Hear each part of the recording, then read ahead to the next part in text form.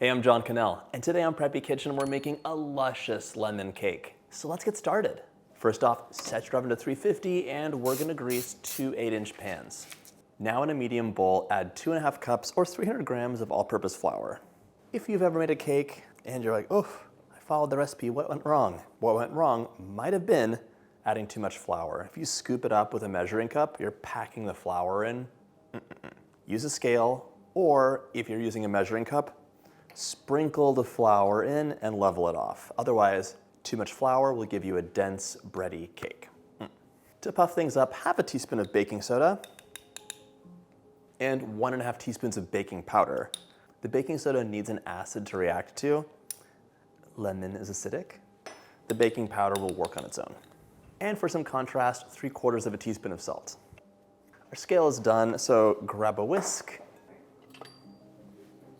and give it a good mix. Whisk, whisk, whisk. You want to really distribute those leavening agents so everything rises evenly. I'm part Greek. Lemon is in my DNA. I use it on everything. In fact, usually for a savory, I'll just add lemon juice instead of salt. I can't even tell you how much I love this cake. It's just pure, sunny lemon flavor.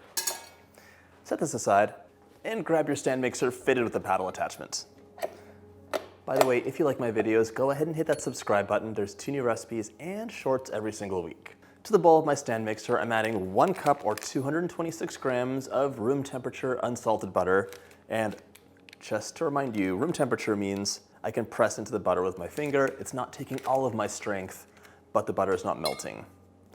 If it's a cold day, go ahead and microwave the butter, 10-second bursts at half power until it's nice and soft. Cream the butter on medium speed for maybe 30 seconds to a minute.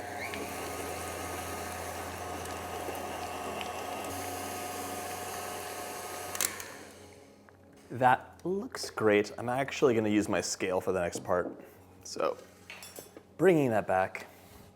To sweeten and soften the cake, 300 grams or 1.5 cups of granulated sugar. To maximize the lemon flavor, 2 tablespoons or the zest of about 2 lemons. This is so important, and it's really the secret to any lemon dessert. The lemon oil in the skin has so much flavor, and by using a rasp to get it off and mixing that in, especially with the sugar, you're gonna get a ton of flavor.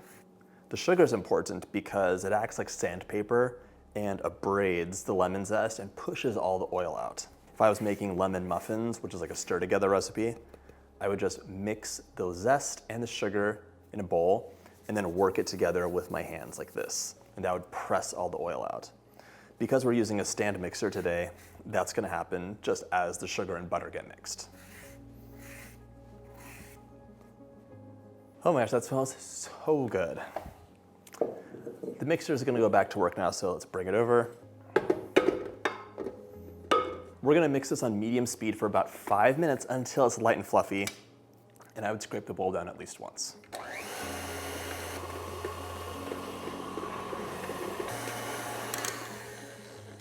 Halfway through the mixing, just scrape the bowl down. It's a best practice. You want everything nice and evenly mixed, and already, that is a fluffy cloud, and it smells like lemon, butter, and sugar, which is what it is, but so good. Back to mixing.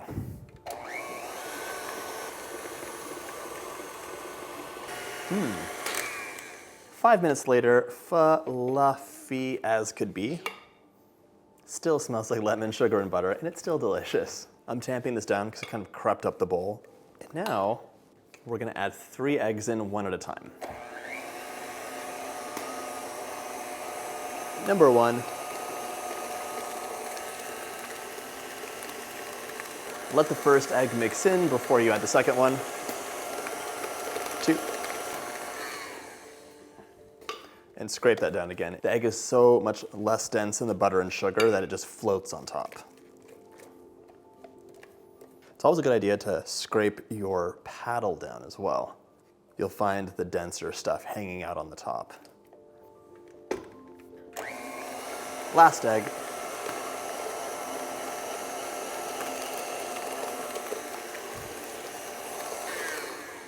My eggs are mixed in, but my lemon cake needs some lemon juice as well, 1/4 cup to be precise. And of course, we're gonna use fresh juice. Lemon juice is a strong acid as far as things you eat goes. And the acid prevents the gluten in the flour from connecting, basically, which gives you a more tender cake. But if you add too much acid, it changes the texture and your cake ends up being kind of gummy. So it's a delicate balance between adding delicious lemon flavor and changing the consistency of your cake.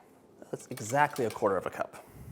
For added tang and tenderness, I'm using a cup of buttermilk, and we are going to combine the lemon juice and the buttermilk together.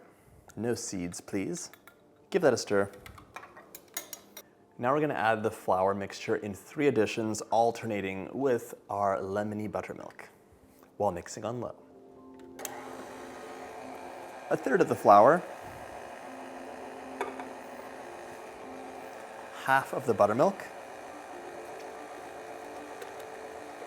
another 1/3 of the flour, the remaining buttermilk, and the remaining flour.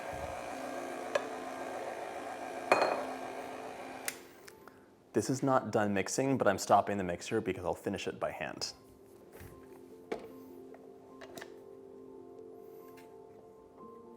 I almost forgot to add in 1 tablespoon of vanilla extract. This should have gone in with the buttermilk and the lemon juice. Just mix that together.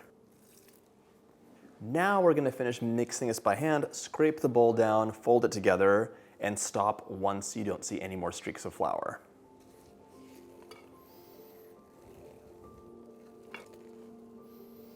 This looks great. Let's grab our pans. Grease your pans and plop a sheet of parchment paper right in the center. This is your insurance policy that things will come out perfectly. Distribute the batter evenly between the 2 pans. You can weigh the pans if you want to see how even they are. It's good. And level them out so they have a nice even bake. We're gonna stack these layers, so you don't want the cake layers to dome, which means you might want to use a cake strip for this. Cake strips are just wet or damp fabric strips that you wrap around the edge of a cake. It insulates the side so that it rises up evenly instead of baking first while the center rises, causing a dome.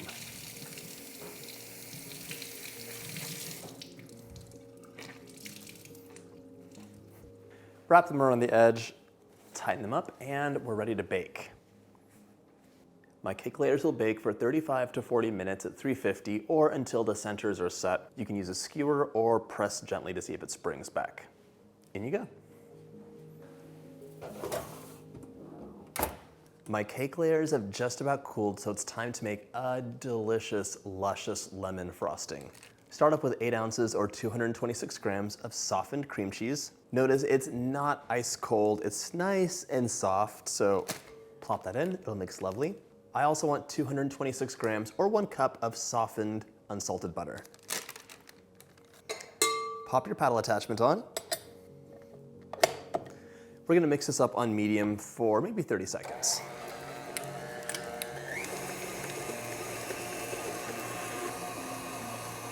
Once this is creamy and well combined, we're gonna add lemon zest. Just adding zest gives you so much flavor. If you want, and I think I do want today, I'm gonna add the zest of 2 lemons instead of 1. If you did a swoopy rustic cake, you'll see all those little bits of lemon zest coming through. You don't have to add any food coloring, it'll be natural and beautiful. Grab all that flavor off the lemon. My mother-in-law calls these naked lemons. Tap that in.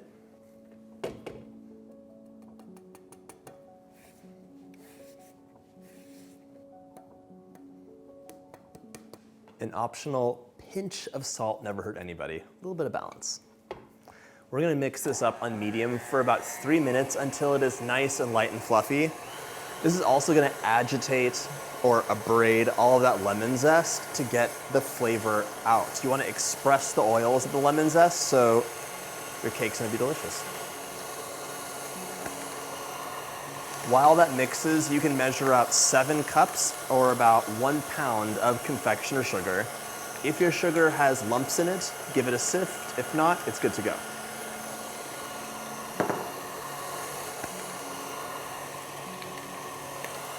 After 3 minutes, you'll see it's really light and fluffy. It's even changed color. Now, while the mixer runs on low, we're gonna add in sugar about a spoonful at a time. Well, it's about half a cup at a time. As we add the sugar in, you wanna add a little bit of liquid so the mixture is smooth and slack and melts in your mouth really easily. You'd normally add cream or milk, but today we're gonna add lemon juice for more lemon flavor.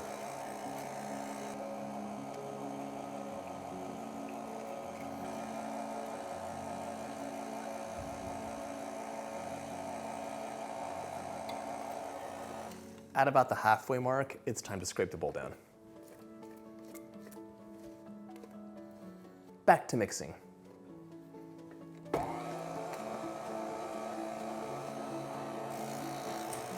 Gonna add a little bit more lemon juice in now.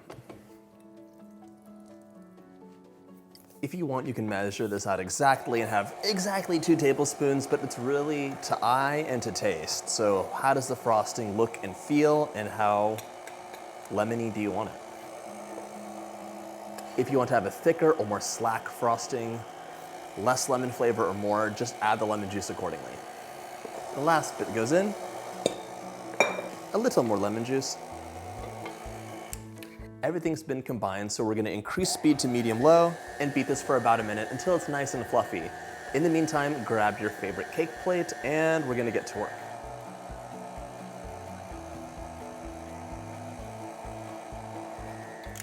All mixed up. If you're making a rustic cake, this can get slapped right on and swooshed up. Today I wanted to have one that looked like the one on the blog. It has a pale, pale yellow buttercream with white dollops and beautiful edible violas all over. Very classic dainty cake. To do that, I just need to reserve like 3/4 of a cup of frosting for the dollops.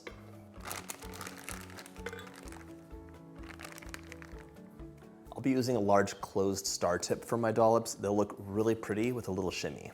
To get a pale yellow color, I'm using just half a drop of yellow food coloring.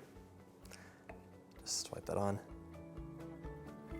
If you don't want to use food coloring, a little bit of turmeric powder would work too. Give it a mix just for the color. If you want a deeper yellow, add more color. Gonna add the slightest bit of orange.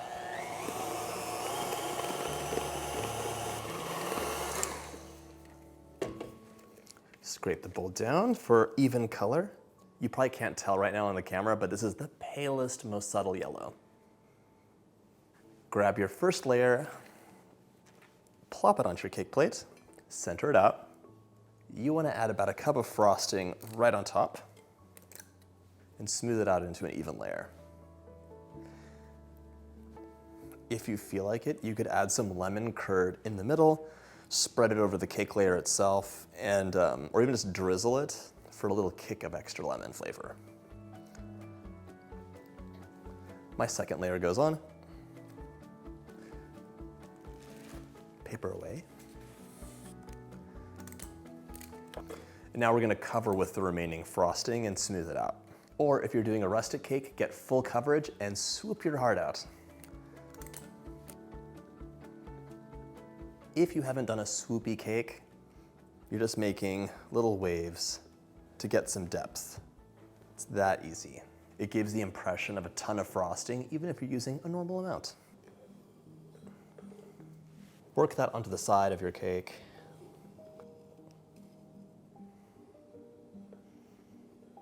Get that side nice and tight. Clean the edge off by pulling in. Top your cake with some beautiful dollops. These are in contrasting natural white.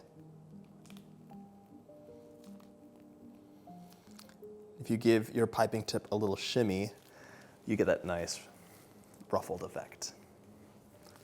Optional finishing touches could be ribbons of lemon peel, edible flowers like violas, sprinkles, or you could just leave it plain. Your cake will last up to 4 days in the refrigerator, or you can freeze it, wrapping it really well, and it'll keep for up to 3 months. Just make sure you've thawed so it's completely room temperature before enjoying. Give it a slice, and just like that, it's ready to enjoy.